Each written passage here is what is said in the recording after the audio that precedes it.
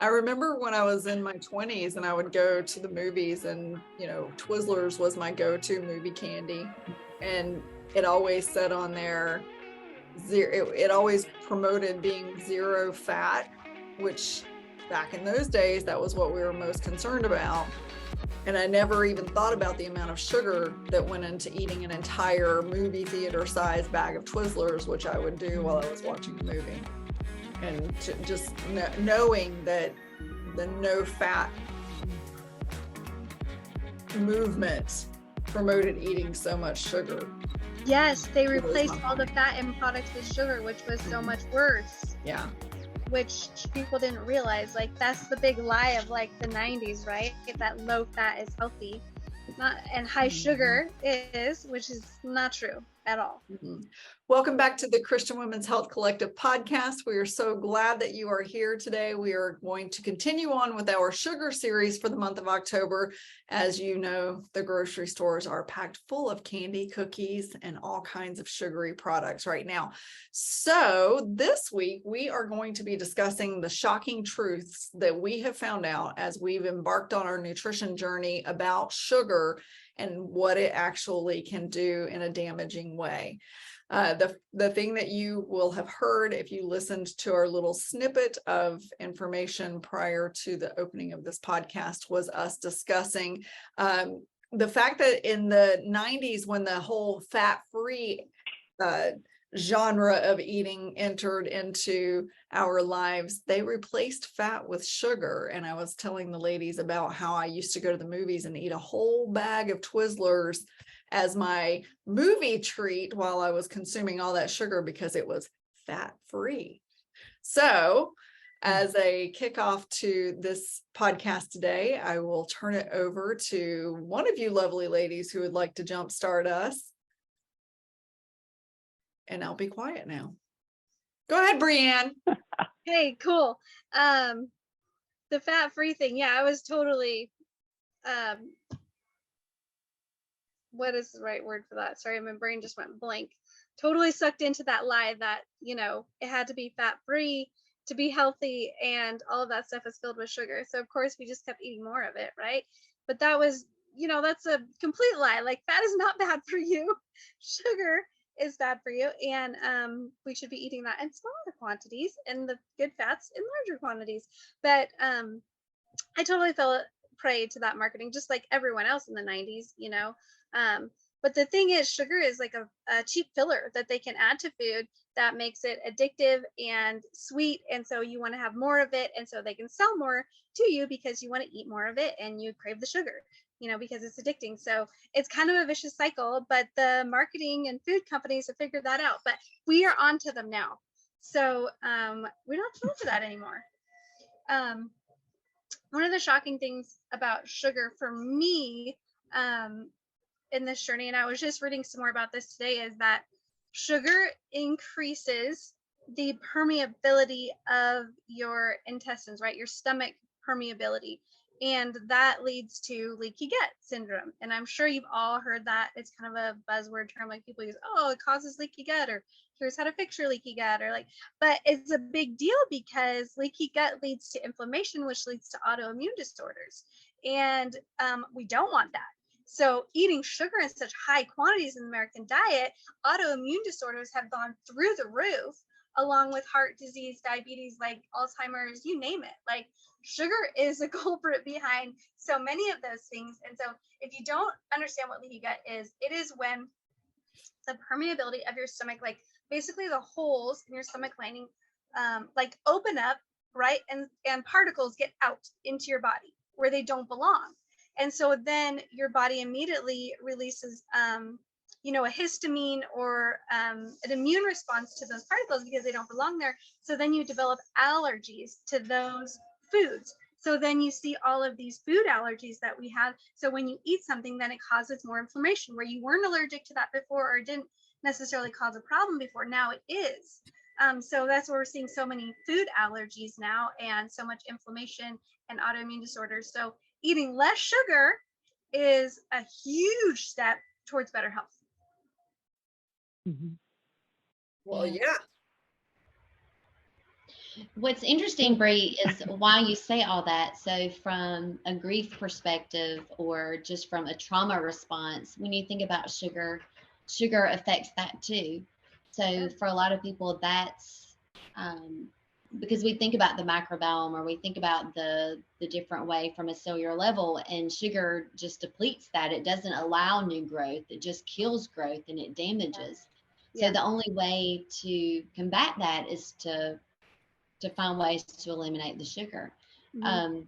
But there's so many people that are addicted to it. It's difficult, and then it's like you go from one bad routine to picking up more bad routines, and then you're just like in a true sugar addiction. And you're right. I think that the government knows exactly what they're doing because of the way they label things. They put you in a situation to where in your mind you're truly, you're eating better and you're making healthier choices when in reality you're making poorer choices because like you said, if you look in the ingredients, then it's like, oh my gosh, I'm eating worse than what I was 20 years ago, or Yeah. what you thought was healthy then, like now is just not good at all, and is actually damaging to the gut and damaging to the cells. So Yeah, and damaging to your brain, like you were saying. in your brain. Sure. Mhm. 100%. Yeah. And I think that was the part with the grief part of it is when you think about your brain, you think about your gut. I used to think of your brain was everything. It's not, it's your gut. Your gut controls your brain. And that's your way to healing. That's your way to giving your body new cells and new energy. So yeah, it was totally, I was always taught totally the opposite. Yep. I think we all grew up thinking that Mhm. opposite like that. Yeah. Mhm. Yeah, definitely.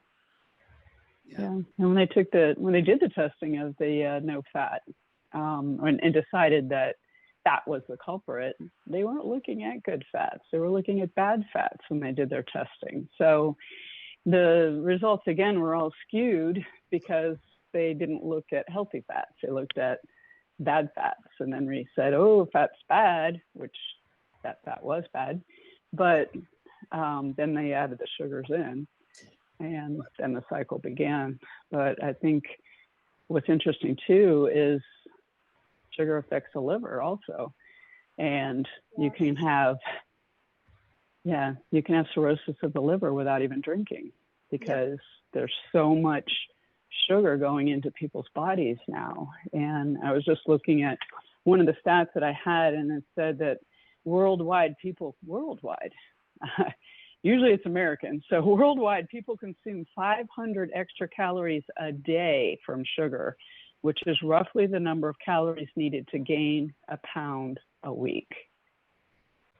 Mm-hmm. Wow, that is shocking. So they're consuming, that is shocking. And it's, I think the other thing was just that, kids, I think I mentioned this before, the kids coming up with the non-alcoholic fatty liver disease. Yeah. Because they are consuming so much sugar. And it's treated as a treat. So, I know. I just, parents are using that. Yeah. And it's, teaching our children to thought, crave sugar early. I would have never thought that I was addicted to sugar had I not tried to quit eating sugar. That's the biggest sign. Yeah. Difficulty in quitting. So anybody that's listening, if you're like, this is just so easy, I'm not addicted, I just challenge you to try for a day, even half a day. Well, and here's what's really fascinating about sugar is it doesn't have to mean, and this is probably something that we'll touch on in a ton of podcasts throughout the years, but it doesn't have to mean that it's something that's got crystallized or granulated sugar in it for it to be sugar. You can eat a cheeseburger and that bread is going to turn to sugar. You can eat, a stuffed baked potato and that potato is going to turn into sugar. And I think it's really important that, yes, we are talking about the additive that goes in food, sugar, this month. That's the thing that we are most focused on because it is added into so many of the foods. In fact, we've had conversations where we now know that 67% of grocery store processed food items, which is the majority of the majority of a grocery store, is all added sugar in some way, shape, or form. But it's also anything that is white, rice, flour, potatoes, sugar, the list just goes on. But anything that you would look at and it's white basically and used to create a baked good or something of that sort is a sugar. And so to kind of dovetail off of what you were saying, Julie, just because you take something that is sweet out of your system doesn't mean that the detox from sugar or giving up sugar is going to be easy, because we eat so many carbs in a day and they all turn to sugar. So it's not all of them. I should retract that. Anything that is bread or flour or potato, it's going to turn into sugar. And so it does make it really hard, because people think, oh, I'm not eating cake today, I'm doing a really good job. But yet they have that sandwich or that, taco or whatever, and they're still getting the sugar fix and don't even realize it. And that probably is one of my most profound things that I learned, was understanding that sugar is actually a part of almost everything we eat in some form or fashion. Yeah. Go ahead, Sherry. I cut you off. Sorry. I think we all jumped. I was just going to say that, yeah, that was definitely something that I learned with Candida. Once, to get rid of Candida, you've got to get rid of all of the sugar, all of the carbs. I mean, you're eating low carb, no carb, basically, so that you can get rid of it. And it's not for a week. It's not for 2 weeks. It's for a long time. Yeah. I mean, for a couple of years, I think is what I dealt with that. And, different nutraceuticals and whatnot that I use to help remove that as well. So yeah, it's no joke, and I know that one of the detoxes that I did was, I had some people in that, and had some friends in there that were very healthy. They ate very clean, very healthy, and were very surprised, that, well, they just put maple syrup or honey in their coffee or whatever. And, when we went off of that, even the Herxing that they had, the effects from the Herxheimer for them was, they didn't understand why they were feeling so bad from the detox of just, and those are, better sugars. So. I think a lot of times people don't understand how many different kinds of sugar there are too, and how many different names for sugar there are out there on labels. All different kinds of processed sugars and things that they use to sweeten foods with that are highly processed. And so I think there's over 100, maybe over 200 different words that they use for sugar on labels and ingredients and stuff. And so if you are reading an ingredient label and there's stuff in it that you don't know what the words mean, then probably it isn't really food. It's not real food. Probably should skip that one. Probably should put it back on the shelf and pick something else. Yeah. Yep. And that's a lot of food. Yes, it is. It's a lot. Agreed. Yes, hard to find things with a few real ingredients. Yeah, sister here is not the most compliant, so I look at labels quite a bit, and so I just have to, because it is so hard. I mean, the addiction is real, but I think the part is that you have to start, and I think that's where you really find movement, is when you start doing something and you realize, and then it becomes, a science project. Because the other thing too is, like, when you step off of it, you find changes, a full body change when you do step away from sugar. And then I've noticed in like a month's time, I've kind of like stopped everything. I've just kind of like gone into the old way, and I have put on the sugar belly, and that's the only change, but it's like it comes on so quick. Mhm. Yeah. Yeah, your body can, it's funny because once we damage our metabolism, and most of the time it's through inflammation from eating sugar or carbs, once we damage our metabolism, we can repair it, but the damage is done. And so it's really, really easy for our bodies to snap right back into that damaged mode, and really, really hard to reheal. And so what I learned when I was getting my keto nutrition certification was, the more we do that, the more damage we actually do to our molecular structure.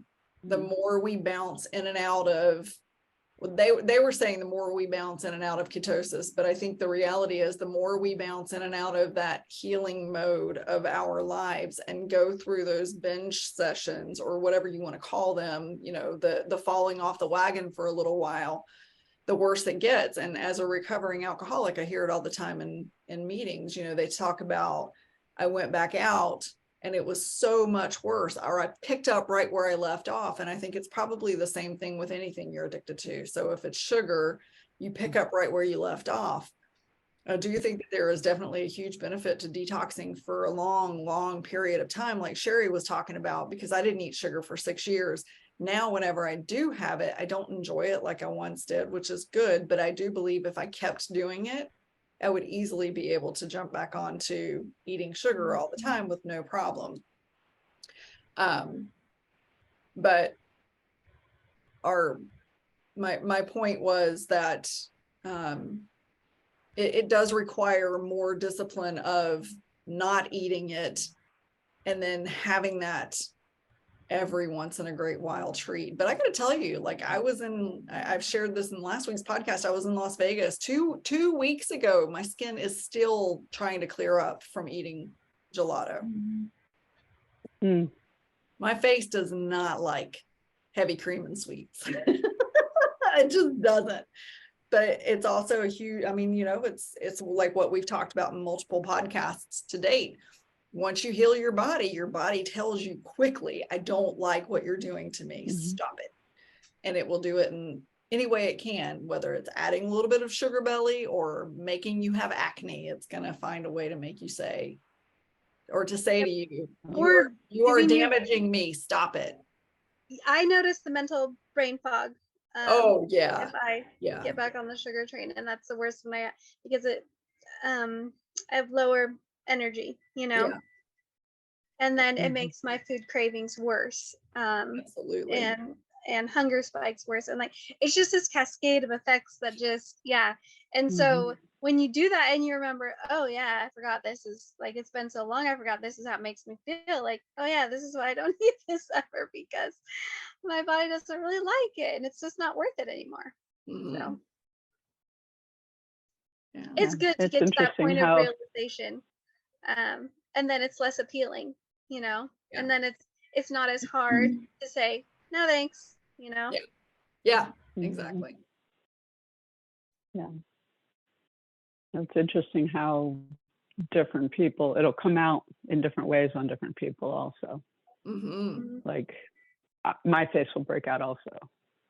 You know, I'm saying here because that's where it usually breaks out, but even in the back in my hair, I'll have, you know, from different foods, you know, so, and then a dairy, it's my sinuses, and it'll be ever so slight.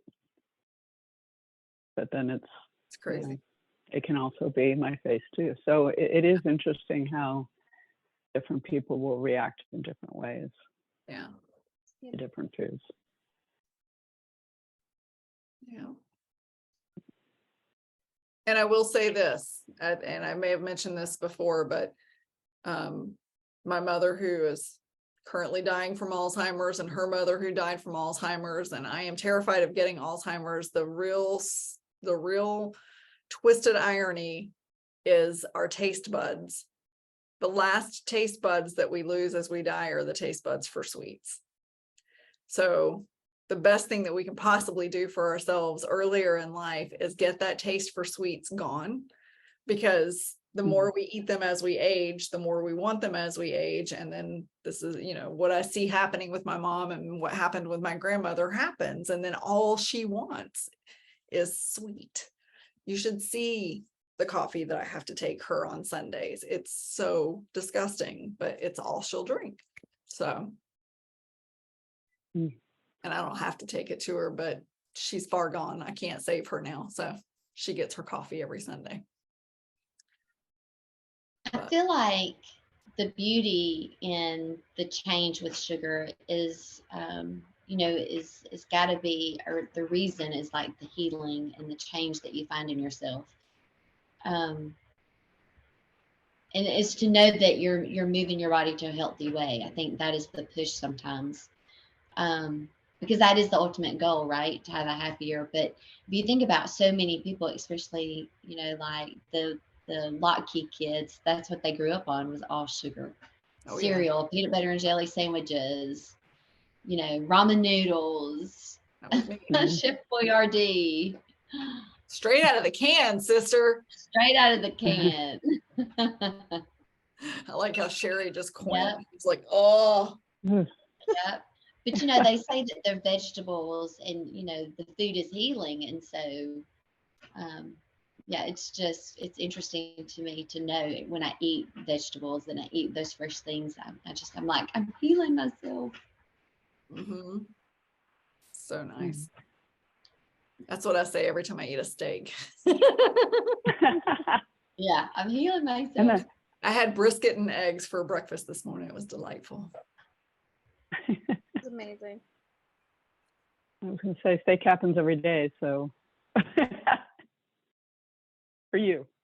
What happens every day? Oh, not steak. Gosh, I wish. Steak. One day I will have steak every day. But no, I'm not there yet. All right. Well, thank you so much for joining us. We have many more episodes coming up on nutrition. We have 2 more episodes coming up on sugar for the month of October. So be sure to stay tuned and listen in because we have lots more education for you. Thank you so much for joining us, and we will see you next week. Bye, everybody. Bye.